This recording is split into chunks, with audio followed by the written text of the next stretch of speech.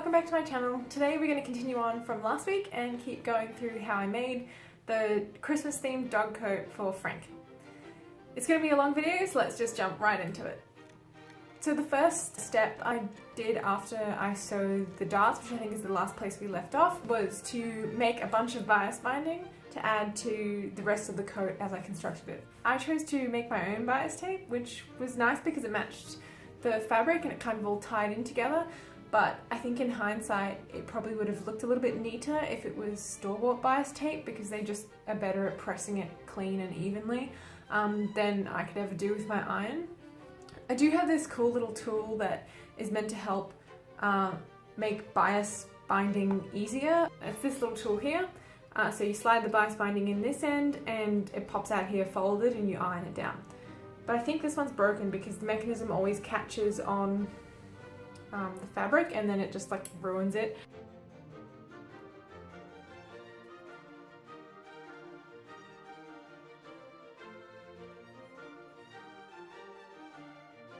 I ended up putting it together manually, which involves folding the bias binding in half, ironing it down, then folding those edges into the middle and ironing that down. So it's a little bit of a tedious process, but it does create an effect that I really like. So this next step, according to the instructions, was to lay collar pieces wrong sides facing, pin edges together, bind edges with braid as described and illustrated in step 26. So this essentially means that instead of the normal right sides together like you do with most clothing pieces, you wanted to face the collar pieces wrong sides together because you were just going to sandwich the two layers between bias binding, not actually have to flip it out at any point. So it had to be the way it was going to be in the final garment, which you can see me doing here.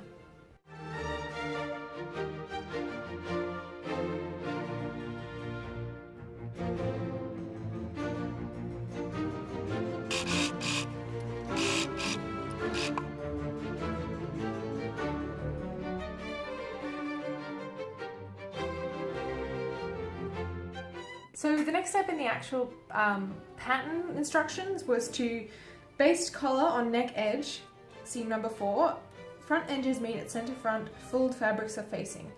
So what that essentially means is to get the two collar pieces right sides facing, pin them together and baste along the neck edge. Which, looking at the footage, I don't think I even did this step. And I didn't do the next step either. I did some weird in between of both steps. But it worked out.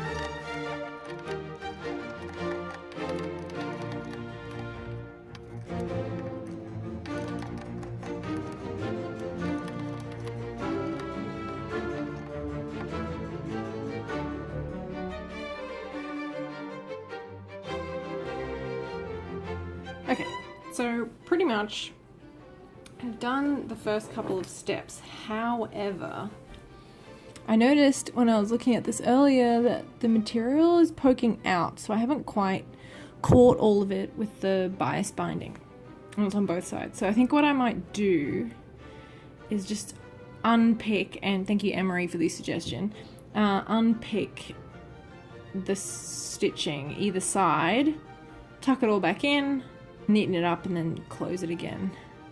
Now it might mean that corner's not as clean, but I guess it'll just be a round corner then. Anyway, that's what I'm going to do now. Very, very carefully unpick things.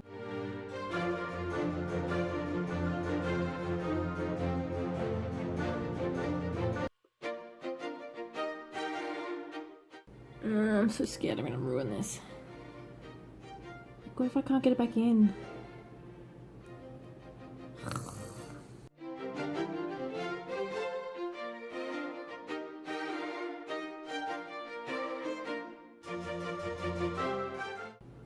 The other dilemma is, do I completely redo this side because it didn't catch the binding when I was stitching on this side? Oh, I don't know. I just want it to be perfect.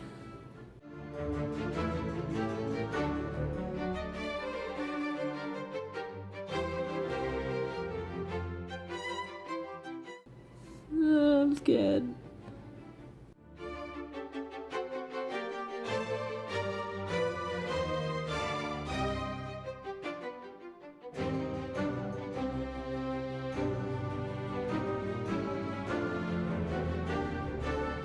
Okay, I think I managed to not f it up.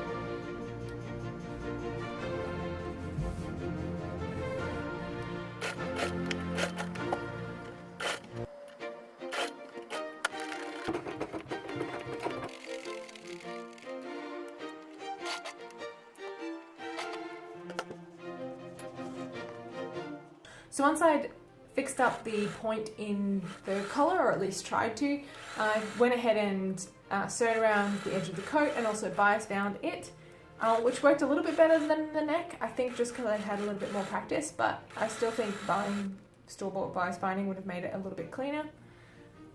So the next step in the pattern asks you to create a loop that's meant to go on the back end of the coat, and in the image it kind of loops around the dog's tail, but because I didn't know how long Frank was, I just left it off there. I liked a little bit better how it looked without the loop, and I didn't really see any practical need to have it on there, seeing as I didn't think it would reach the end of his torso anyway, so you couldn't like tie it down, or I don't know what you would do with that. I didn't put it on because it didn't make sense. So then the next thing to work on was the pockets on the outside. I also went ahead and did the flap at the same time, which the instructions are pretty much the same for, except that you sew it down and then sew it down again so that you hide the stitching underneath the flap rather than on the inside of it, if that makes sense. And then I attached the flap and the pocket at the same time.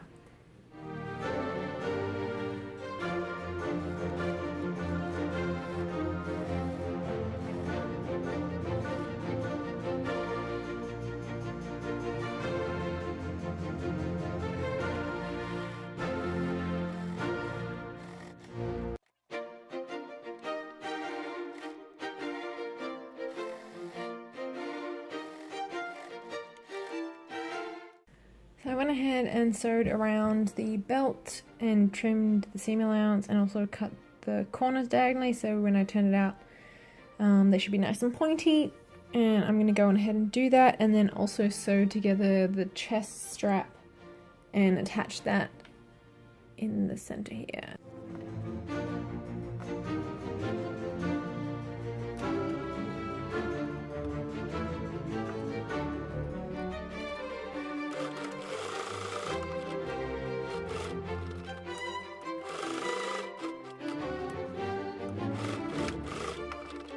I added snaps on the underside of the pocket and also put a snap under the collar so the collar sat down a little bit better.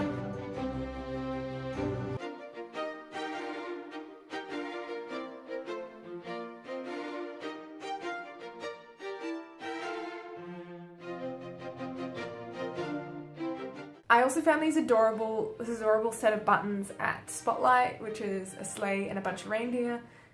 And I put the reindeer buttons both over the pockets, on the end of the coat, and also above his name, which I embroidered on the back of the coat.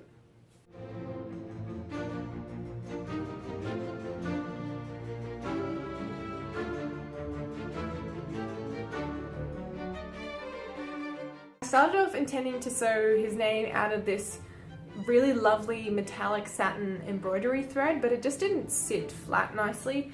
I also should have used an embroidery loop, which I totally forgot about, and I have embroidered for quite a long time, so I'm surprised that I did that. But it would have helped the material stay flatter while I was trying to sew on the satin embroidery thread. It didn't end up working the way I wanted it to, so I just kind of stuck with some existing green that I had in my stash of old embroidery projects. And I went ahead and used that to just do some simple lettering on the back with his name.